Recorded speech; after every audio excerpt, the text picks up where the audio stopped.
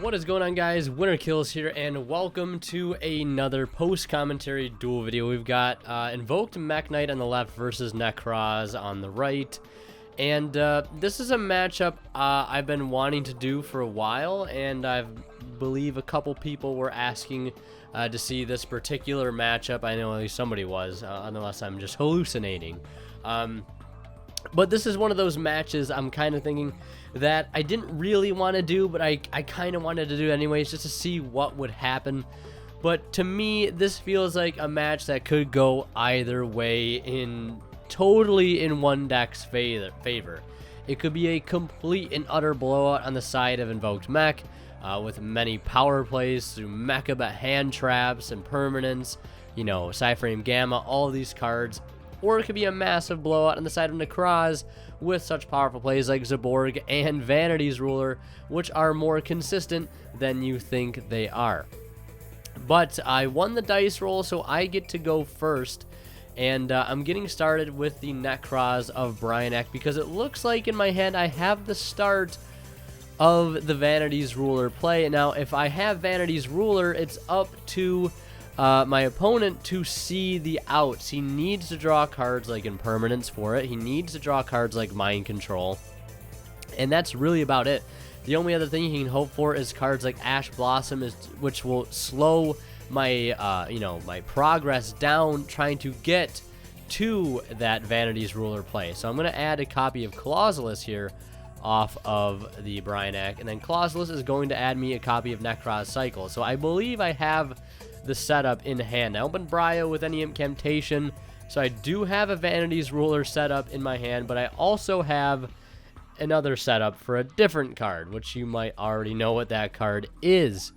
And I don't believe my opponent opened up too well. I believe he opened up like Book of Law, which is just a one of you don't really want to draw, but it's such a good one of to play.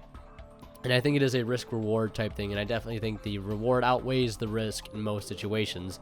Some people will disagree with me, and that's okay.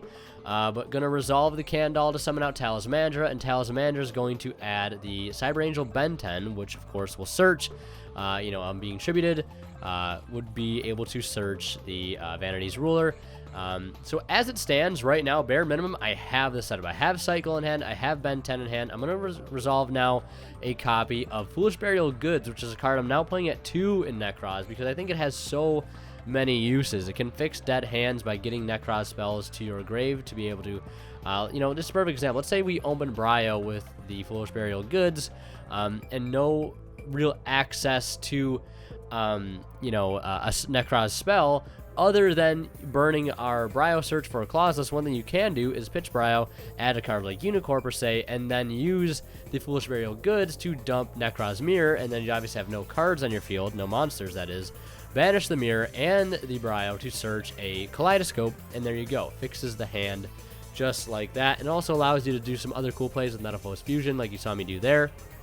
And it can help set up the Incantation Inception spell because that does have a really good effect in the graveyard. So I do resolve the Zaborg. I decided to go for the Zaborg over the Vanity's Ruler because I feel like the Zaborg will be much more potent against the Invoked Mekk-Knight strategy, because if I hit a few key cards in his extra deck like Alistair and Mechaba and all those cards, just to name a few, it's really going to be hard for any plays to happen just because it's such a extra deck heavy based strategy, and with the amount of resources I'm going to occur is going to be pretty insane. I'm going to be getting 3 searches off my Herald of the Arclights, adding back one of the waters in my graveyard, or 2 if I wanted to, because I'm resolving 2 Toad here. I had to run and grab my other copy of Toad from the room, so sending those 8.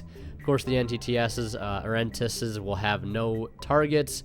And I believe I'm going to send the double Mechaba, and I believe I send Boral Sword, Alistair Invoker of Madness, Cyframe Lambda, Kagari, the Almirage, the Mekk-Knight of the Morning Star, completely turning off a lot of engines in the extra deck. Just getting rid of the Kagari completely shuts off the Sky Striker engine, and it's really unfortunate.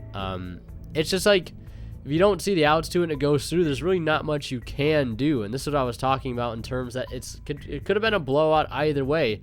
I could have opened just enough to make Yugioh per se, and then he has a Mekk-Knight that can just run over it, and then he makes plays and sets up a board, and I can't do anything about it.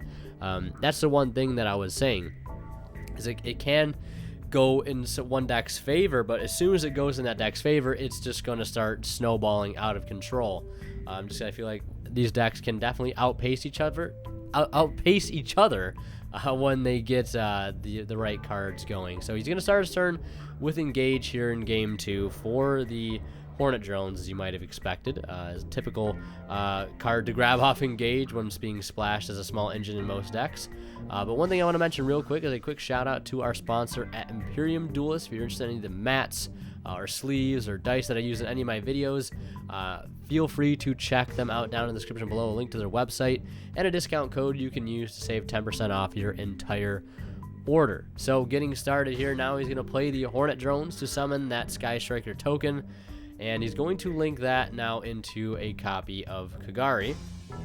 And Kagari, of course, on summon is going to add back that Hornet Drones to be able to do one of two things. He can play the Hornet Drones to go into the Psyframe Lambda, or he could go into the Alistair Invoker of Madness. Both viable options, of course. Invoker of Madness being a bit of a better choice if he has fusion plays, but if he doesn't, of course, the Psyframe Lambda will be a bit better if he has Mekk-Knight plays, because a Purple Nightfall, when combined with a Lambda, will get you a negation in the end, at the end phase, which is really nice. It's something that I feel like a lot of Invoked Mekk-Knight players might be missing out. That's one of the reasons why I was really excited for Lambda when it came out, was because that and purple, or banishing a Mekk-Knight off your field off of invocation, triggers that card to get you a negate basically at the end of your turn. So he's going to summon the Purple Nightfall here, and that will trigger the effect of Lambda in the end phase. So in a hand that he opened might have not been as optimal. I believe his opening hand was Engage, Purple Nightfall, Mind Control, and Book of Law, as well as one other card. Yeah, I believe it was Mind Control, Engage, Purple Nightfall, Book of Law, and one other card. I'm not entirely sure what it was, but not making too big of a difference here. Adding a copy of Blue Sky, because there's really not much else he can add turn one here. He does not have enough Mekk-Knight or World Legacy cards to be able to discard for a Morningstar play, so he kind of just has to bank on a one interruption being enough. But if I do pull off a Vanity's Ruler play, or a Yugioh play, he has Mind Control set. So if you're the Invoked Mekk-Knight player right now, you're not feeling too worried. You're just really hoping I don't draw Zaborg, and you're really hoping that you use the negate on the right card, because letting too many cards go could spell game, and waiting for the card that might not even be in the opening hand could also spell game. It's just a tricky spot to be. That's all it really is. Because if he waits long enough, I could get Yugioh on board, which potentially shuts off his Lambda, which makes the driver in his hand, or not the driver, but the Gamma in his hand dead. I believe the fifth card in his opening hand was a Gamma, so he has two copies of Gamma in hand. So his opening hand was Purple Nightfall, Engage, Gamma, Mind Control, and Book of Law. So that's a decent hand. The Psyframe package definitely making a bit more worthwhile here in the end. So I get my turn started with Rhoda for Clausulus, and then follow up with a Celestial Observatory to be able to put back that Ben 10 to the bottom of my deck to draw two more cards. This is my budget version of Extravagance for Nekroz. Now I start my turn with Bryanek, probably one of the most powerful cards in the Nekroz strategy, and he's going to gun that Gamma right there. Now hindsight is 20/20. Do you save the Gamma for the Zaborg, or do you let me get so many plays on the field before basically the Gamma becomes irrelevant? Do you wait for me to possibly get Yugioh on the field where your Gamma has basically missed the opportunity? I don't feel like that makes too much sense either. It scores like hindsight's 20/20. You should have done this here, should have done that there. But when you're in the heat of the game itself, it is hard to make these very choice decisions, if you ask me. So the Bryo will get negated, which definitely does make my hand a little different. Now you see I opened Bryo and an Incantation again, so that could have spelled a Vanity's Ruler play right then and there. had the Brio gone through. Which, again, Vanity's Ruler is much safer in this situation if I know he has Gamma, because the effect of Vanity's Ruler cannot be Gamma. It does not activate. So it's not entirely bad that the Brio was negated, because, again, that could lead to Vanity's Ruler play, which he may or may not be able to out. I currently do not know if he's able to out it or not. All I know is he has a couple set back row. Who knows what they could be. They could be instant fusions, other Sky Striker cards. I have no idea. It's hard to tell at this point.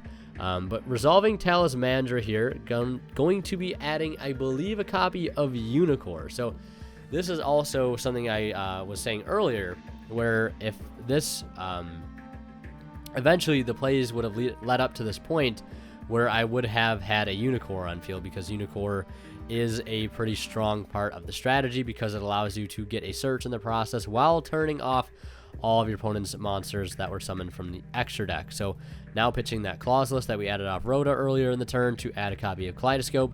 Activating Kaleidoscope now to send a copy of Herald of the Arclight to the graveyard to be able to special summon that Unicorn from my hand. Now completely turning off any extra deck monsters. So the Lambda is negated now, but it has already allowed him to resolve the Gamma on the Brio.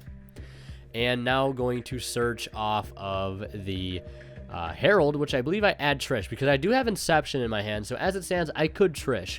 I could Inception away the 2 incantations on my field for Trish. But I want to leave those tribute fodders on the field for, yes, another copy of Zaborg. How rough does that get?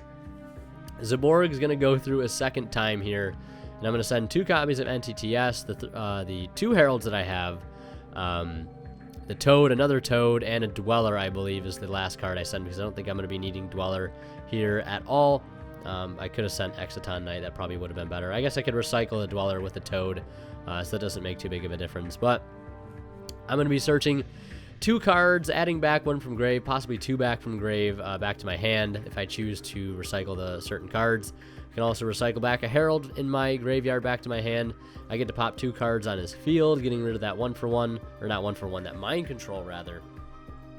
And also clearing that Book of Law, and I'm going to be able to dump his extra deck now to the grave, I believe, choosing 8 extra deck monsters to be able to get rid of. And this is what I'm saying, complete blowout on the side of Nekroz. But this is a matchup I feel like can go completely the other way, because of how many really good and strong cards Mekk-Knight Invoke can play to counter a fragile strategy like Nekroz. You have Ash, you have Impermanence, you have Gamma, all these cards that can help slow down an opponent's turn. And a going first board that can be pretty tough to break if you set up with, like, Gamma, Mechaba with an Ash in hand, maybe a set Impermanence, all these good things. So yeah, I hate to see it, because I love Mekk-Knight Invoke, but Nekroz clearly taking the match there 2-0. I will try to get maybe a rematch in the future for you guys. If you guys want to see a rematch, let me know. I'd love to film a rematch at some point between these 2 decks, some of my favorite decks to play currently. And yeah, hope you guys enjoyed. Sorry it was a short one and a bit of a one-sided match, but yeah, either way, I hope you guys were able to enjoy, and leave a like if you did, and let me know if you want to see a rematch as well. And check out Imperium Duelist, join Discord, follow me on Twitch, all those beautiful things. I know these guys want to kill. Signing out. We'll see ya in the next one.